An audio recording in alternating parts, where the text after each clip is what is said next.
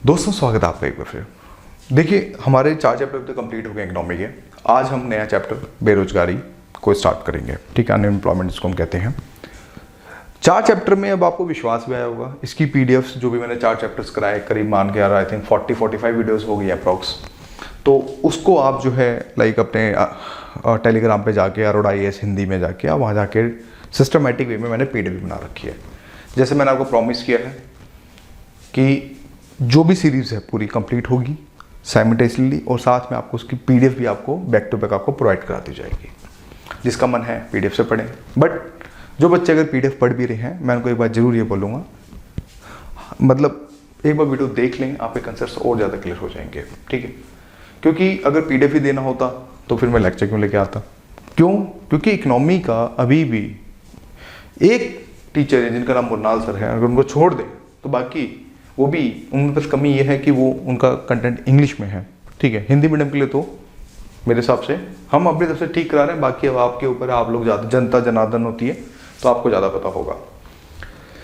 यहाँ मेरा इकनॉमी ही specialist subject है, यानी कि आप बोल सकते हैं इकनॉमी काफ़ी कोर जोन है, इकनॉमी एंड ज्योग्राफी। क्योंकि टेक्निकल सब्जेक्ट्स है तो हमें मज़ा आता है इसको पढ़ाने में, ठीक। हालांकि पॉलिटिक्स भी पढ़ा सकते हैं, लेकिन उसमें इंटरेस्ट नहीं आता, दिल से इंटरेस्ट, यहाँ से जो है दिल से इंटरेस्ट नहीं आता। तो अभी तक जो 4 चैप्टर आपको दिए, आपको विश्वास मन में आया होगा। विश्वास का मतलब ये है कि हाँ इकोनॉमी समझ आ रही है, अच्छे से हो रही है, बढ़िया से हो रही है, अभी तक तो कोई दिक्कत नहीं आई, आगे भी दिक्कत नहीं आएगी। अगर आप मेरे लेक्चर्स को देखते चले जाएंगे, पीडीएफ साथ में पढ़ते चले जाएंगे, कंपाइल करके रखिए, यू हैव इनफ टाइम। 2023 वालों कोई दिक्कत वाली बात नहीं है, ठीक है। तो अब टॉपिक है अनएम्प्लॉयमेंट। बेरोजगारी से पढ़ने से पहले थोड़ा एक सिनेरियो को समझते हैं, क्योंकि चीज़ें पहले क्लियर हो जाएंगी। देखो यार, अगर आप लोग भी हैं, आप लोग हैं अगर स्टडी कर रहे हैं, नौकरी लेना चाहते हैं, तो कहीं ना कहीं आप भी अभी फ़िलहाल देखा जाए, आप भले ही पढ़ाई कर रहे हैं लेकिन आप भी तो बेरोजगार हैं या नहीं भाई, जिसको हम बोलते हैं शिक्षित बेरोजगारी। हालांकि आप एक कंपटीशन की तैयारी में लगे हुए हैं, आपने सब कुछ छोड़ छाड़ रखा है, लेकिन अब कंडीशन में टेक्निकली देखा जाए तो आप भी बेरोजगार हैं। ये समझ आ गया। अगर हम यूपीए और एनडीए की तुलना करें, देखो ये यूपीए यानी कि जो कांग्रेस है और साथ में बीजेपी जिसको मेजर पार्टी है, अगर उसकी तुलना करें तो हमें ये पता चलता है कि कांग्रेस के टाइम में सिचुएशन ठीक थी, लेकिन इसके पीछे कंडीशंस भी हैं कि कांग्रेस के टाइम में कोरोना नहीं था, तो अब कोरोना भी है, तो ये बात भी समझ आती है। तो अगर हम कंपेयर्स करें, एनालाइज करें, तो हमें ये पता चलता है, ये तो हो गया सेंट्रल मतलब पर्सपेक्टिव के हिसाब से कि चीज़ें इस तरह से हुई हैं। हालांकि घोटाले हुए कांग्रेस के टाइम में, ये सब चीज़ें वो हम उसका अलग मैटर पे लेके चलेंगे। मैं समझाने का प्रयास ये कर रहा हूँ कि बेरोजगारी को ज़्यादा मैं खींचूंगा नहीं, ठीक है। आज से कसर समझा के फिर इसको खींच के हम 4 से 5 वीडियो में ख़त्म कर देंगे। कहने का मतलब यहाँ पे ये है कि देखो दोस्तों, जब बेरोजगार होता है ना, देखो तो उसकी क्रय शक्ति क्या होती है, 0 हो जाती है। मैं क्या समझाने की कोशिश कर रहा हूँ, उस चीज़ पर फोकस करो। क्रय शक्ति, मैंने एक वर्ड डाला, क्रय शक्ति। If you have enough money in your hand, in your pocket, तो यू कैन बाय एनीथिंग। लेकिन आप बेरोजगार हैं तो आपके पास 30 रुपए के मोमोज खाने के लिए पैसे नहीं होंगे। तो इससे क्या हुआ, अगर आप बेरोजगार हैं तो आपकी क्रय शक्ति डाउन हो गई है। मुझे सिर्फ यहां पे ये समझाना है, क्रय शक्ति किसी चीज को क्रय करने, उसकी शक्ति, खरीदने की क्षमता, उसको हम क्रय शक्ति के तौर पर कहते हैं। इसको कोई साइड में नोट्स में लिख लेना, इस पीपीटी में नहीं है। तो जैसे जैसे आदमी बेरोजगार होता रहता है, ठीक है, वैसे वैसे अगर हम बात करें, ठीक है, जैसे जैसे आदमी बेरोजगार होता रहता है तो उसकी क्रय शक्ति जो होती है बिल्कुल खत्म होनी स्टार्ट हो जाती है। समझ आ गया यहाँ तक? तो इसी टॉपिक को पढ़ेंगे तो ये आपका यूपीएससी के लिए बहुत जगह आपको हेल्प करेगा, आपके पीटी में भी, आपके मेंस में भी, आपकी सोच में भी, ठीक है। और साथ में जब आप लबासना जाएंगे तो वहाँ पे भी डेफिनेटली चीज़ें आपको और अच्छे से समझ आएंगी कि भारत में बेरोजगारी का भी मजाक बनाया जाता है। मैं आपको यहाँ भी ये दिखाने की कोशिश करूँगा कि किस तरह से भारत आंकड़े उठाता है, किस तरह से मापन करता है, ठीक है, किस तरह से कुछ ग्राफ्स आ रखे हैं बेरोजगार को नापने के लिए, किस तरह से गवर्नमेंट स्कीम्स चल रही हैं। हालांकि उनका एक अलग आलोचनात्मक मतलब परिप्रेक्ष्य है समझने का। तो कहने का मतलब मोटा मोटा ये है कि गवर्नमेंट देखो प्रयास तो कर रही है, नो डाउट, गवर्नमेंट भी जगह ठीक कर रही है, जितना भाई देखो उम्मीद है उतना कर रही है, ठीक है। लेकिन इसमें कमियां हैं, उन कमियों को हम पकड़ेंगे और इस चैप्टर को उधेड़ेंगे। समझ आ गया? तो बेरोजगारी आपके मन में क्या है भाई? वो आदमी जिसको काम ना मिलो। लेकिन अब थोड़ा टेक्निकली उलझाता हूं मैं आपको। अगर आप सोचो, एक तो वो जो सच में काम करना चाहते हैं, जिनको रोजगार ना मिला हो, उनको बेरोजगार। एक कुछ कामचोर ऐसे भी होंगे जो काम नहीं करना चाहते हैं, ऐसे भी लोग होते हैं। अब देखो कैसे दिमाग घूमेगा। एक वो लोग जो सच में काम करना चाहते हैं लेकिन उनको रोजगार ना मिला हो, तो उनको बेरोजगार। लेकिन एक वो कामचोर जो सच में काम नहीं करना चाहते, जैसे भाई 1000 रुपये लूंगा 1 घंटे के, जैसे एक लेबर है। जैसे कभी कभी हमने भी, जैसे मान लो एक सेटअप वेटअप बनवाया था, तो मैं भी एक चौक से पकड़ के लाया था बंदे, तो भैया 1000 रुपये लूंगा। मैं रहा हद है यार। वहीं पे बगल में फिर 2-3 बंदे से बात करी, तो हाँ भैया ले चलो। तो उसी में मुझे एक सिनेरियो ये देखने को मिला कि एक आदमी जिसको मैं काम देने की कोशिश कर रहा हूँ लेकिन वो नहीं कर रहा है, उसको एक अमाउंट चाहिए, और एक आदमी को हाँ भैया जो मिल जाए मैं कर लूँ। तो इसको हम रोजगार बेरोजगार के दृष्टिकोण से हम समझने की कोशिश करते हैं। अभी देखो मैं समझा नहीं रहा हूँ अभी क्या लिखा है, अभी नहीं, सिर्फ आपकी सोच को समझने की कोशिश कर रहा हूँ कि बेरोजगार का एक्चुअल में मीनिंग क्या होता है। एक्चुअल में मीनिंग यही है कि जिस देश में जितना अधिक रोजगार होगा, अब इस चीज को समझना, जिस देश में जितने अधिक मतलब कि युवा लोग रोजगार की तरफ बढ़ते चले जाएंगे, उस देश में करप्शन जीरो हो जाएगा। जीरो तो नहीं कह सकता, बट ये बोल सकते काफी हद तक उसको कंट्रोल कर सकते। क्यों? और उस देश की गवर्नमेंट रिच होगी। क्यों होगी? सभी लोग कमाएंगे, अरे कुछ तो टैक्स पे करेंगे। जहां पर भारत अगर आत्मनिर्भर होगा, यानी कि जब रोजगार युवा लोग अपना बिजनेस करना स्टार्ट करेंगे या फिर करने लगेंगे, तो कहीं ना कहीं भारत जो होगा वो एक तरक्की की तरफ आगे बढ़ता चला जाएगा। उसमें चोरी चकारी कम होगी, जो नशीले पदार्थ हैं, नशेड़ी हैं, ये सब खत्म हो जाएंगे। तो कहने का मतलब ये है कि हर एक गवर्नमेंट का एक एम यही होना चाहिए कि हम अपने नागरिकों को ज़्यादा से ज़्यादा रोजगार प्रोवाइड कर सकें। हम अपने नागरिकों को, यानी कि गवर्नमेंट का यही मोटिव होना चाहिए कि एक रोजगार जो है प्रोवाइड कराया जा सके। जब रोजगार प्रोवाइड होगा तो क्राइम रेट कम होगा। देखो अभी खोला नहीं है क्या है इसका पिटारा क्या है, नहीं, जस्ट अभी आपकी सोच को विकसित करना है, क्योंकि ये चीज़ बहुत इंपॉर्टेंट है। रोजगार होगा तो क्राइम कम होगा, महिलाओं के ऊपर अत्याचार कम होगा। अगर बेरोजगार लोग होंगे तो क्राइम ज़्यादा भी होगा। क्यों? फिर वो गैंग बनेंगे, गैंग ऑफ वासेपुर जैसी टाइप की, या फिर ये अभी सुना था ना ये दुनिया भर का जो ये अमेजोन प्राइम पे जो एक सीरीज आई थी मिर्जापुर, उस टाइप की चीज़ें आएंगी। तो कहीं ना कहीं जिस देश में रोजगार जितना, अब नॉर्वे है, मैं एग्जाम्पल के तौर पे लेके चलता हूँ, नॉर्वे है, वहाँ पे क्राइम रेट 0 के माफिक है। या फिर एक यूएई ले लो, यूनाइटेड अरब एमिरेट्स, दुबई, जहाँ से मैं आया भी हूँ, ठीक है, घूम के भी आया हूँ। तो वहाँ पर अगर आप देखो तो वहाँ पे क्राइम रेट बहुत माइन्यूट है, इंडिया के जैसे नहीं, इंडिया के, लेकिन वहाँ माइन्यूट है। क्यों? वहाँ की गवर्नमेंट ने इतना तगड़ा प्रयास कर रखा है, हर एक बेरोजगार को पैसे देते हैं वो, और ये नहीं कि 200-300 पकड़ा दिए, अच्छा खासा डिसेंट अमाउंट देते हैं कि ही कैन सर्वाइव बढ़िया से, कि हाँ भाई जैसे हमारे इंडिया में उसको अमीर बोलेंगे। तो यहाँ पे यही समझाने की कोशिश कर रहा हूँ कि हर एक गवर्नमेंट का मोटिव जब होगा तो इसलिए इस तरह की योजनाएं चलाई जाती हैं ताकि हमारे देश में जो रोजगार वो जो हो उनको रोजगार ज़्यादा से ज़्यादा दिया जा सके। समझ आ गया? तो ये एक ओवरऑल कंसेप्ट था बेरोजगारी का कि कैसे। अब थोड़ा टेक्निकली चलते हैं किताबों की दुनिया में और अपना पिटारा ऑन करते हैं और समझने की कोशिश करते हैं। आपके सामने कुछ चीज़ें लिखी हुई हैं, थोड़ा पहले ये देखते हैं, पहले इस चीज़ को समझो। बेरोजगार, अरे एक मिनट,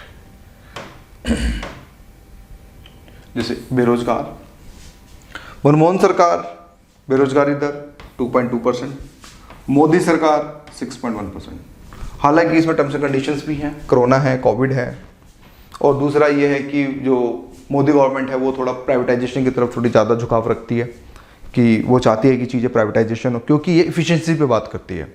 लेकिन मनमोहन सरकार जो थी, कांग्रेस थी, वो बोलती है एफिशिएंसी की भाड़ में, लेकिन हमें रोजगार देना है, लोगों सरकारी नौकरी की तरफ बढ़ना है। तो कुल मिला के ये फिगर, ये बेरोजगार का डेटा इस समय लाने की क्या ज़रूरत है, मुझे नौकरी चाहिए, कुछ इस तरह के स्लोगन्स फेमस हुए थे, ठीक है। तो ये कुछ इस तरह की चीज़ें जो हमें यहाँ पे देखने को मिलती हैं, ठीक है, बेरोजगारी की तरफ अगर हम बात करें तो इसी में अगर हम आगे बढ़ें, थोड़ा सा चीज़ों को समझने की कोशिश करें। अब समझते हैं डेफिनेशन से। बेरोजगार उस व्यक्ति को कहा जाता है, ठीक, जो कि बाजार में प्रचलित, अब इस वर्ड को तोड़ेंगे, बाजार में प्रचलित मजदूरी दर पर काम करना चाहता है लेकिन उसे काम नहीं मिलता।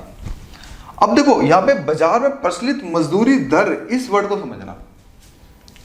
अब यार एक बंदा बैंकर है, उसको तो मजदूरी नहीं बोलोगे, उसको तो बोलोगे भाई वो तो बैंकर है, he is a banker, he is a bank manager, और मजदूरी कहां मिलेगी, he is, for example HDFC का एक मैनेजर है भाई, हेड ऑफिस को लगा भाई वहां पे ब्रांच खोलने की जरूरत नहीं है, कोई प्रॉफिट अर्न नहीं हो रहा है, हटाओ, किक आउट, ठीक है, किक आउट कर दिया। अब वो जो मैनेजर है उसकी तो नौकरी चली गई भाई, नौकरी से खत्म हो गई। अब वो बंदा अप्लाई कर रहा है, रिज्यूमे बना के अच्छे हर जगह अप्लाई कर रहा है, लेकिन उसका रिज्यूम कहीं एक्सेप्ट ही नहीं हो रहा है। क्यों? वो बोल रहा है भाई no vacancy, no vacancy, no vacancy, due to COVID, no vacancy, no vacancy, no vacancy. समझना इस चीज को। तो उस कंडीशन में क्या हुआ कि ये बंदा काम करना चाहता है लेकिन इसको नौकरी नहीं मिली। तो यहां पर यह पता चला कि बाजार में जो एक प्रचलित मजदूरी, जो भी इसकी सैलरी हो, लेट्स सपोज 50 के कमा रहा हो हर मंथ, लेकिन इस बंदे को काम नहीं मिला। तो उसी चीज को हम बेरोजगार के तौर पे हम समझने की जो कोशिश करते हैं। और बेरोजगारी की जो परिभाषा होती है वो हर एक देश में अलग अलग होती है। हमारे देश में बेरोजगारी अलग है परिभाषा, अमेरिका में एक अलग होगी, नॉर्वे में एक अलग होगी। तो हर एक, कहने का मतलब ये है कि एक यूनिवर्सल बेरोजगारी की परिभाषा अभी तक नहीं है। जैसा कि हमने पॉवर्टी में देखा था कि पॉवर्टी के अंदर अगर चीजें होंगी तो वहां पे बिल्कुल अलग थी, तो उसी के जैसे यहां पे भी चीजें बिल्कुल अलग हैं। जैसे बेरोजगारी की परिभाषा अमेरिका में अगर हम बात करें, यदि किसी व्यक्ति को उसकी क्वालिफिकेशन के हिसाब से अगर नौकरी, ठीक है, अगर नहीं मिलती है तो उसे बेरोजगार माना जाता है। फॉर एग्जाम्पल, अगर कोई मान लो कोई मेरीन इंजीनियर है, ठीक है, या फिर मान लो सॉइल इंजीनियर है, अगर उसको सॉइल इंजीनियरिंग में जॉब ना मिली हो, कहीं अगर वो KFC, बर्गर या वॉलमार्ट में अगर काम कर रहा हो, बफेलो हब में और ब्रांड्स हैं वहाँ के, तो वहाँ काम कर रहा हो, तो उसको हम वहाँ पे ये लोग रोजगार नहीं मानेंगे, उसको बेरोजगारी में ही मानेंगे। क्यों? वो अकॉर्डिंग टू द क्वालिफिकेशन वो उसमें वहाँ पे नहीं काम कर रहा है। लेकिन भारत में स्थिति उल्टी है, बंदे को सिर्फ नौकरी मिलनी चाहिए, वो XYZ, चाहे वो एक बीटेक वाला बंदा चाहे प्यून का काम कर रहा हो, लेकिन उसको रोजगार मानेंगे। ये द्वंद्व हमें जो है हमेशा देखने को मिलता है इंडिया के परिप्रेक्ष्य में। भाई कहना भी ठीक है कि भाई भारत गरीबों का देश है, गरीब लोग ज़्यादा बसते हैं, आर्थिक संसाधन कम है, ये सारी बातें, बड़ी बड़ी बातें होती हैं। तो उसी के कारण यहाँ पर इस तरह की चीज़ें हमें देखने को मिलती हैं। समझ आया? यानी कि बेरोजगारी हम उसको बोलेंगे, उस बेरोजगार उसको बोलेंगे जो बाजार की प्रचलित मजदूरी दर पर काम करना चाहता हो और जिसको काम ना मिला हो। दूसरा, हमने एक पॉइंट ये भी सीखा कि भारत में या अमेरिका के बेरोजगार में एक क्लासिफिकेशन में बहुत डिफरेंस है। वहाँ पे अमेरिका में एक अलग क्लासिफिकेशन बनाई गई है, भारत के अंदर एक अलग क्लासिफिकेशन के तौर पे अगर हम बात करें तो कुल मिला के जो है काम यहाँ पे किया गया है। डेफिनेशन क्लियर हुई, कंसेप्ट्स क्लियर हुए। हमने ये भी समझा कि क्रय शक्ति, हमने ये भी समझा कि कैसे बेरोजगारी को ख़त्म करने की हमें ज़रूरत है ताकि जिससे देश का विकास होगा, सतत विकास होगा, और भी सारी चीज़ें हमें जो है देखने को यहाँ पे मिलेंगी। ठीक।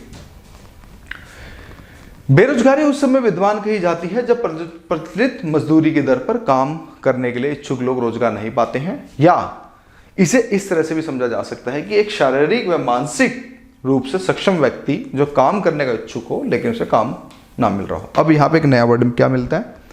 शारीरिक व मानसिक रूप से सक्षम व्यक्ति हो सकता हो। देखो यहाँ पे भी कोई बातें काफी सारी छुपी हो सकती हैं। इसमें यह भी हो सकता है कि क्या पता जिस बंदे को काम करने, जिसको ना मिल रहा हो, क्या पता वो असक्षम हो, भाई वो टेक्निकली फिट ना हो उस चीज के लिए, तो भी फिर उसको आके लोग क्यों रखेंगे। तो कहीं ना कहीं एक ये भी रीजन हमें जो है देखने को मिलता है। और बेरोजगारी को समझने के लिए हमें श्रम बल और कार्य बल के बीच अंतर को समझना एक अति आवश्यक है। अब ध्यान से समझना, अब हम परतों को खोल रहे हैं, बेरोजगारी के अंदर घुस रहे हैं धीरे धीरे, कि हमें अब ये समझना पड़ेगा कि श्रम बल और कार्य बल होता क्या है।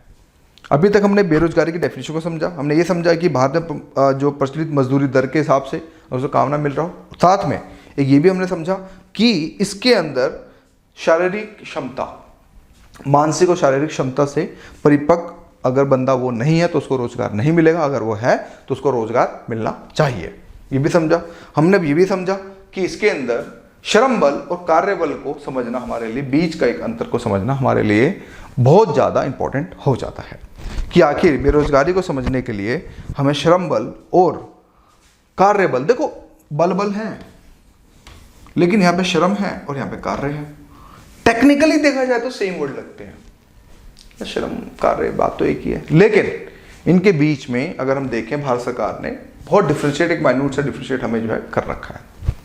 पहले समझते हैं श्रम बल को। दोस्तों श्रम बल की अगर हम बात करें तो हमें यह पता चलता है कि देश में 15 वर्ष की आयु से लेकर 60 वर्ष की आयु तक के लोग श्रम बल के अंतर्गत आते हैं। अब देखो यहां पे कुछ लोग फाइट कर सकते हैं मेरे से, सर कहीं कहीं तो 59 लिख रखा है। देखो आप अपनी जगह ठीक हो, मैं मना नहीं करूंगा, लेकिन हम भी अपनी जगह ठीक हैं। कैसे? क्वेश्चन आना चाहिए कैसे? ये ऐसे क्योंकि भारत की रिटायरमेंट, भारत सरकार की रिटायरमेंट एज क्या है?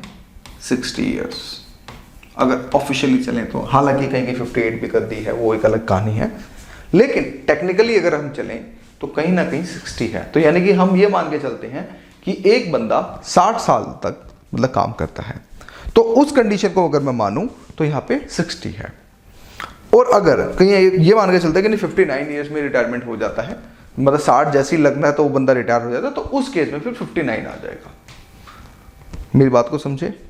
तो कहने मतलब ये हुआ कि देश में वो लोग जो 15 वर्ष की आयु से लेकर 60 वर्ष की आयु के लोग जो हैं, जिसके अंदर आपके महिलाएं भी आ जाती हैं और आप हम जैसे लोग भी आ जाते हैं, ठीक है, समझ आएगा? यानी कि 14 साल से नीचे, यानी कि 14 साल से ऊपर के जो अगर हम बात करें बच्चे जो हैं होते हैं, जो लोग होते हैं 15 से लेकर 60 वर्ष की आयु तक, ठीक है।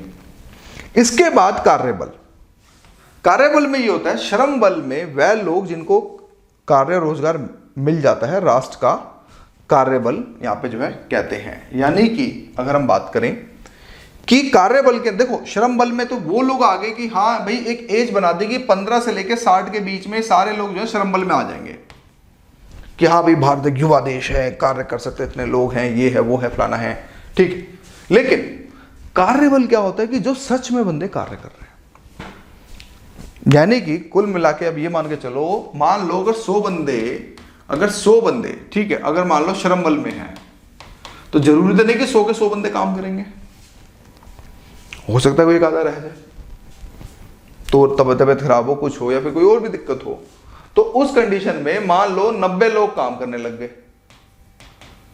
मान लो 90 लोग यहां पे जो है कुल मिला के काम करने लग गए, तो भारत में बेरोजगार लोग कौन होंगे? फिर बेरोजगारी क्या कैसे नापेंगे? वो हम ऐसे नापेंगे कि हम श्रम बल माइनस कार्यबल, आप ऐसे मान के चलो ये 90 हो गया, ये आपका 100 हो गया, तो बेरोजगारी कितने हो गए लोग? टोटल मिला के 10, बस समझ आ गया? तो ऐसे हम अगर हम देखें, टेक्निकली देखें, तो कुल मिला के हमें यह देखने को मिलता है कि हम बेरोजगारी को इस तरह से जो है नापने की जो कोशिश करते हैं।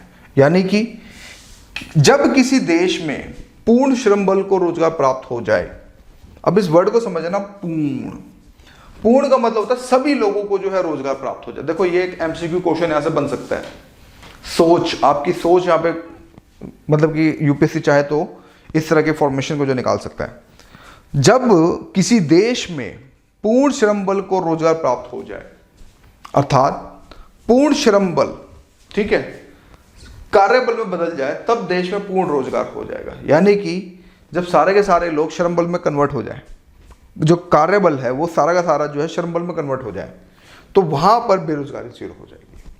क्यों भाई? मान लो अगर यहां पर 100 बंदे श्रम बल में हैं और 100 के 100 बंदों को काम मिल गया, तो पूर्ण रोजगार की स्थिति हमें देखने को मिल जाएगी। हालांकि ये किताबों में ही है, प्रैक्टिकल अभी तक तो पॉसिबल नहीं हुआ है, लेकिन अगर इस तरह की सिचुएशन होगी तो हमें यह पता चलेगा कि पूर्ण रोजगार की स्थिति हमें जो यहाँ पे देखने को मिलेगी। तो आज सिर्फ मैंने बेसिक समझाया, क्या है किस तरह से है, इसी चीज़ को हमने समझने की कोशिश करी।